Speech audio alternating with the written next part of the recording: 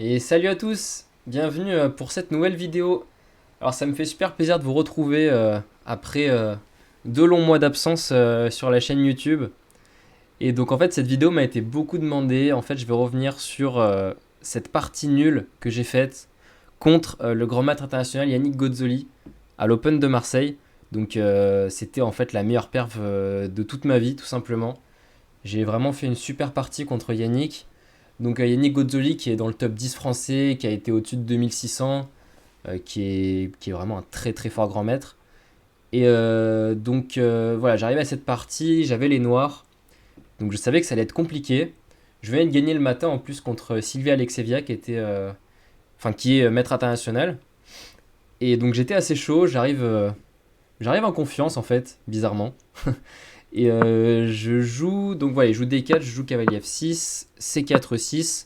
Donc j'espère jouer une Nimzo après cavalier C3, fou B4. Mais il joue cavalier F3, il empêche un peu la Nimzo. Enfin, il empêche complètement la Nimzo d'ailleurs. Donc là, je joue D5, qui est le coup principal ici. Et là, donc Yannick ne joue pas cavalier C3 et décide de jouer G3. Donc l'ouverture catalane. Et donc contre la catalane, j'ai un système assez solide. Vous allez voir. Donc j'ai joué fou E7. Yannick joue fou G2. Bon là, on joue assez vite parce qu'on connaît bien. Petit roc, petit roc. Et là, je prends le pion en C4, qui est le coup théorique. Et donc ici, alors il y a plusieurs coups. On peut jouer Dame C2, on peut jouer cavalier E5. Yannick qui décide de jouer Dame C2. Donc pour récupérer le pion. Alors je joue A6. Donc l'idée de A6 c'est quoi? C'est pas un coup de développement, mais en fait, s'il fait Dame prend C4, je peux poursuivre avec B5. Et une fois que la dame aura bougé, je joue fou B7. Et je me mets dans le vis-à-vis du fou G2. Donc c'est une manière de développer ce fou C8 qui en général a du mal à se développer dans les catalanes. Donc Yannick qui me joue à 4 empêche B5, donc jusqu'à là je connais encore. Fou D7, fou G5, qui est pas le coup le plus joué, mais qui est assez dangereux. Donc je joue fou C6 qui est le meilleur coup. Et là, Yannick qui fait fou prend F6, fou prend et tour D1.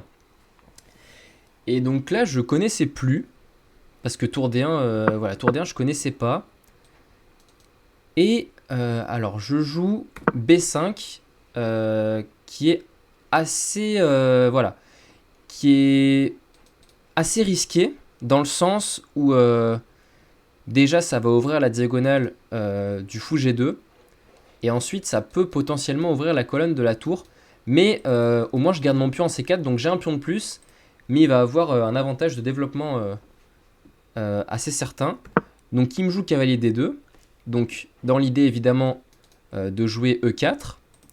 Donc moi je fais cavalier D7 je me développe.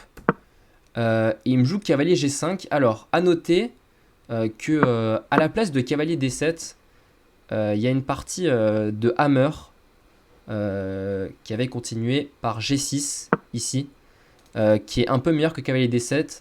Et Hammer avait gagné cette partie avec les noirs. Je vais passer assez vite. Donc la partie avait continué par E3, fou D5, B3, C5. Et voilà, Hammer avait eu un pion de plus après cette série de coups. Et bon, je vais pas vous passer toute la partie, mais Hammer avait gagné la partie. Et donc du coup, j'ai joué cavalier D7, donc qui est pas le meilleur coup ici.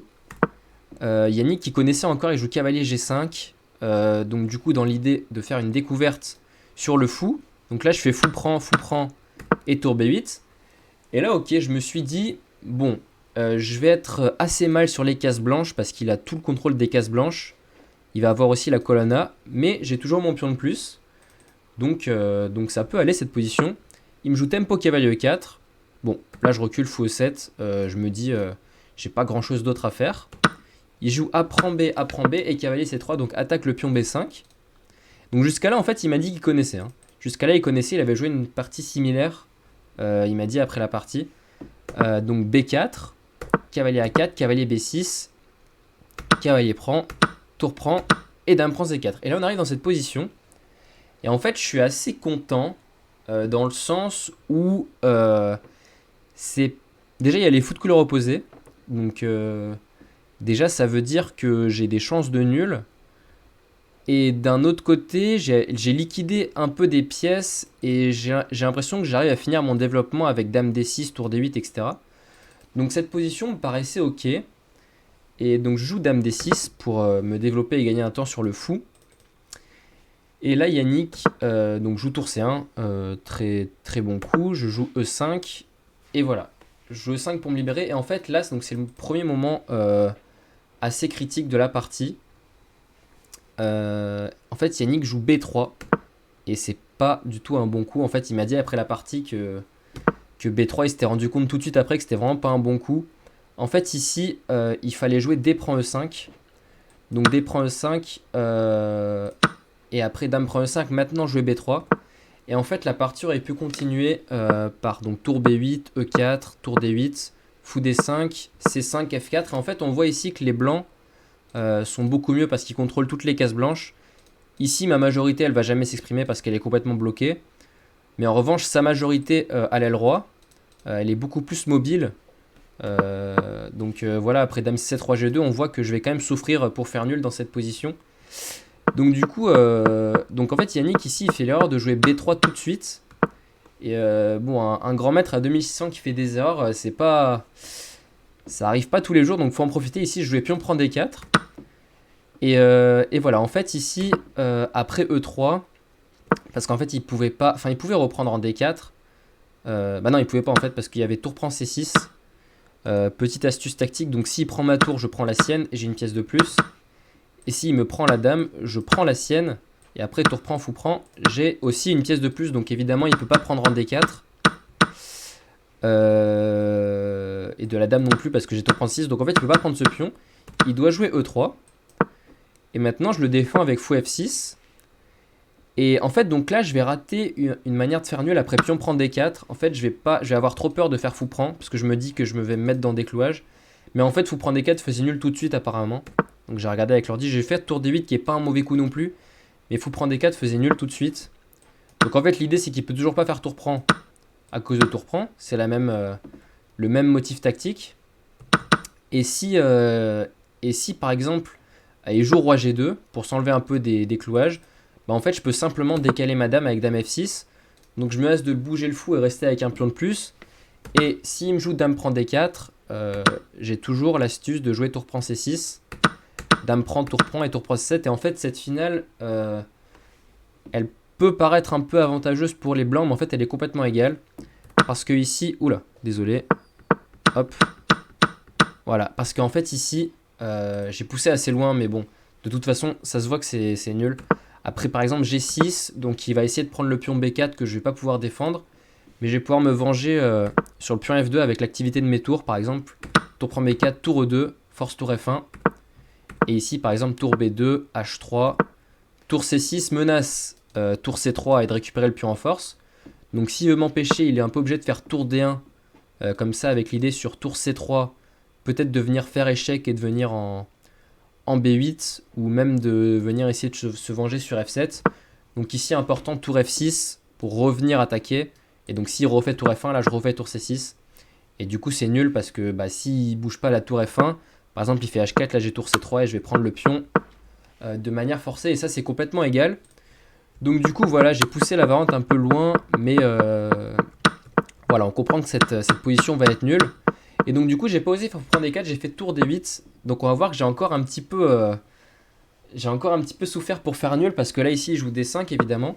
Et en fait on a l'impression que cette position est égale, hein, parce que fou de couleur opposée, même nombre de pions. Bon, on a l'impression que les noirs vont tenir.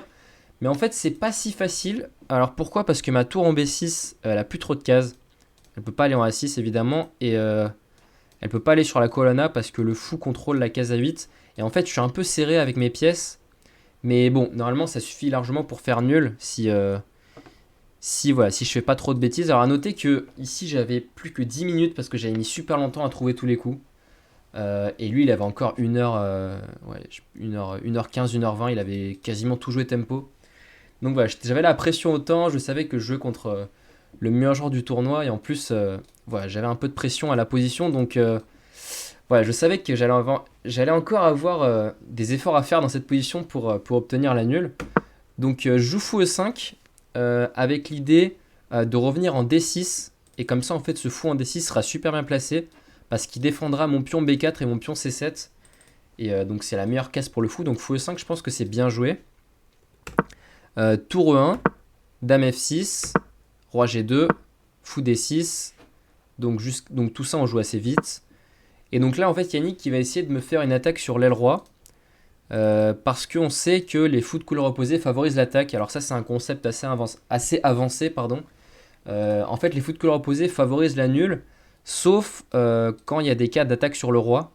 Parce que, en fait, bah, ça va être le seul à posséder les cases blanches. Et moi, je vais avoir un fou de case noire qui est totalement inutile sur les cases blanches. Donc ça peut lui donner des chances d'attaque. Donc ici, je joue tour B8, j'essaie de replacer un peu mes pièces. Tour E1, G6, je fais une case pour mon roi. Tour F3, Dame G7, et là Dame H4. Et là, je commence à me dire, ok, c'est peut-être un peu chaud, il veut peut-être faire Tour F6 et aller doubler sur F. Bon, je me dis que sur Tour F6, de toute façon, j'aurai toujours des coups comme Fou C5, Fou D4 pour aller... alors non, pas Fou D4, mais... Mais alors, c'est quoi que j'avais prévu sur Tour F6 je sais plus, mais je sais que ça va. Alors, pour une raison... Ouais, peut-être Fou C5 et menace G5, des choses comme ça. Bon, bref, en tout cas, je savais que Tour F6 c'était pas très dangereux. Donc j'ai joué Tour F8 pour essayer de replacer mes pièces à la défense. Yannick qui joue Dame C4, Tour D8. Là, j'ai vraiment la pression au temps. Je crois qu'il me reste 5 minutes. H4, H5. Je laisse pas prendre plus d'espace que ça à l'aile roi. Tour E4. Et là, je sens qu'il va commencer à jouer pour G4. Et ok, là, je me dis, ça commence à être chaud. C'était pas... C'est pas si sûr que ça, parce que là, s'il arrive à faire G4, pion prend, tour prend, il va menacer H5. Je me dis, bon, là, je vais commencer à un petit peu galérer. Donc là, je pense que je vais trouver un setup défensif assez intéressant. Je vais jouer Roi H7, Dame C1 et Dame H6. Donc, propose l'échange des dames. Évidemment, je suis super content d'échanger les dames dans cette position, parce que c'est lui qui attaque mon roi. Donc, évidemment, il ne change pas. Dame C2, donc je reviens en G7. Dame B1, donc là, je sais pas trop ce qu'il essaie de faire. Il essaie un peu de temporiser, de voir ce que je fais. Donc, je fais tour B8, Roi F1. Et là, F5. Et en fait, là, quand je fais F5, je me dis, ça y est, je vais tenir la nulle. Alors pourquoi? Parce que du coup, il n'a plus jamais de G4. De 1. Et de 2. Donc, en fait, le seul inconvénient de F5, c'est que ça donne la case E6 et que ça affaiblit G6. Mais l'avantage, c'est qu'il n'a plus jamais de G4. Je prends un maximum d'espace. Et en plus, il y a des variantes où j'aurais du F4 pour aller ouvrir sur la colonne F. Donc là, en fait, j'étais super content quand je jouais F5. Je me suis dit, bon, ça y est, ça va pas être trop dur. Et voire même, je vais pouvoir avoir des chances d'attaque, on sait jamais. Donc ici, je joue tempo tour E6, je joue tour F6 pour échanger une pièce. Il échange une fois et joue tour E3.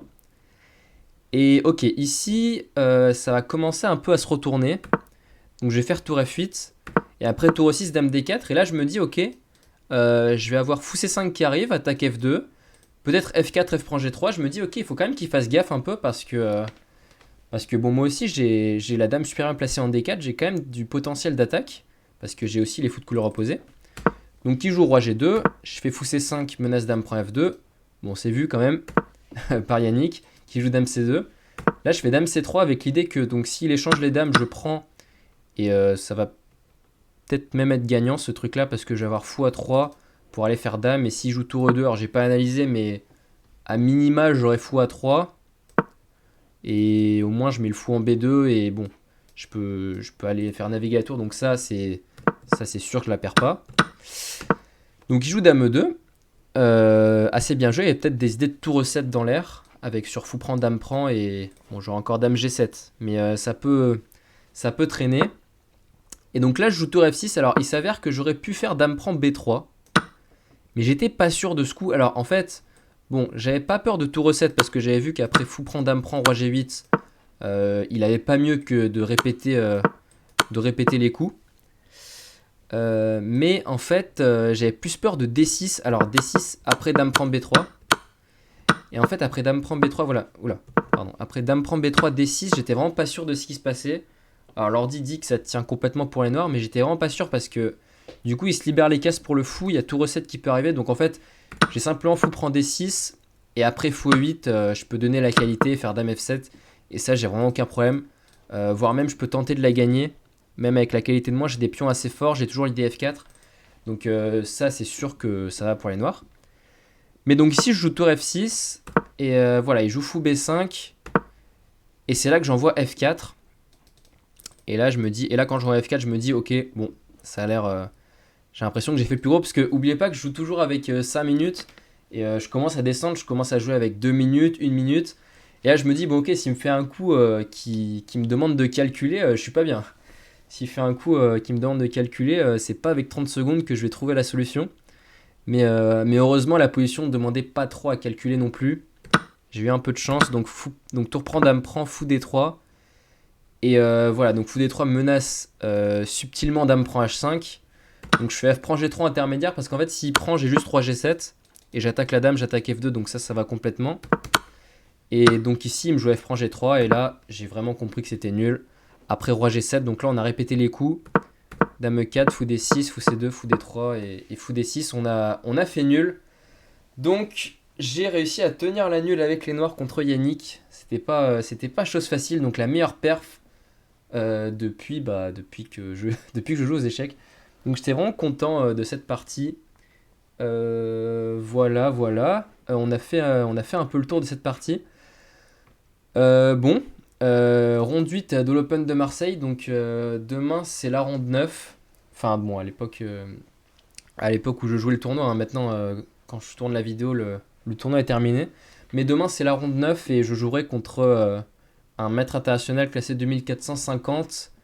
Donc, je vous tournerai la partie sur la chaîne très prochainement. Je vous remercie beaucoup d'avoir suivi cette vidéo. N'hésitez pas à mettre un like, à vous abonner, à faire tout ce que vous voulez et à partager tout ça.